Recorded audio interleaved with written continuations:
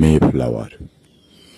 মে জুনে সাধারণত এই ফুলটা ফুটে থাকে, আমাদের প্রিয় বেলি ফুল। হ্যাঁ, আমি বেলি ফুলের কথাই বলছি।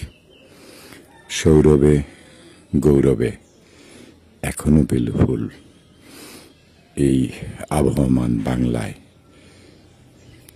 একেবারে কড়া মিষ্টি গন্ধের মন মাতানো একটি ফুলের নাম বেলি ফুল। আমার ফুল বাগানে এই জ্যৈষ্ঠের খরতাপে ফুটে আছে বেলি ফুল। পাশে গোলাপ তারার মতো ফুটে আছে, দেখতে অনেকটা বেলির মতো, কিন্তু এটার গন্ধ নেই। আসলে এই কাঠফাটা রোদ্দুরে জ্যৈষ্ঠের, যেখানে মানুষের জীবন ধারণ করা খুবই কষ্টকর, বিশেষ করে শহর এবং গ্রামে, সেখানে এই গাছগুলোকে বাঁচিয়ে রাখার যে প্রতিযোগিতা, সেখানে প্রচুর পরিমাণে পরিশ্রম করতে হয়। এখানে মাটিগুলো নেড়ে ছেড়ে প্রাকৃতিক সার,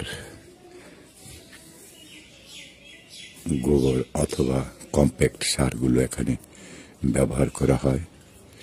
নিড়ানি দিতে হয় সপ্তাহে একদিন। আর এখন প্রতিদিন পানি।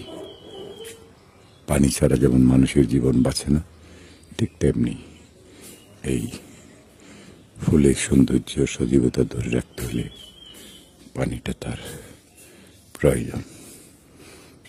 এখন ফুলের গাছের পরিচর্যা চলছে। এভাবেই গোলাপ গাছগুলোর পরিচর্যা করা হয় কম্প্যাক্ট সার দিয়ে, হাতে বানানো সার।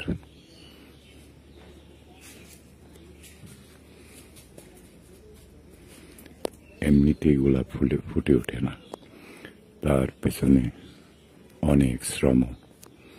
বিশেষ করে এই মে জুন মাসে এই জ্যৈষ্ঠের খরা রুদ্র তাপে পানি প্রতিদিন অপরিহার্য।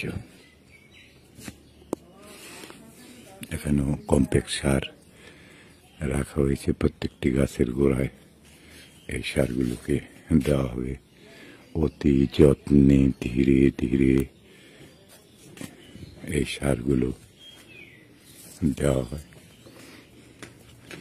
গাছের পরিচর্যা করা হয়। মানুষের যেমন যত্নের প্রয়োজন, গাছেরও তেমনি।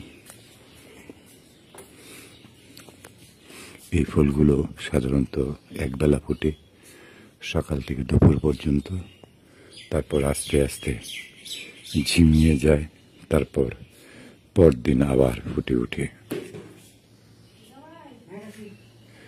আর এখানে রয়েছে 12 মাসে আমের মুকুল।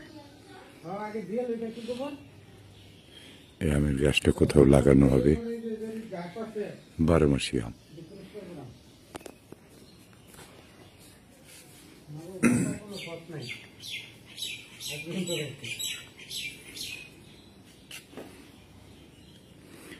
যে যেখানেই থাকুন, দেশে বিদেশে ফুলের ভালোবাসার সাথে থাকুন।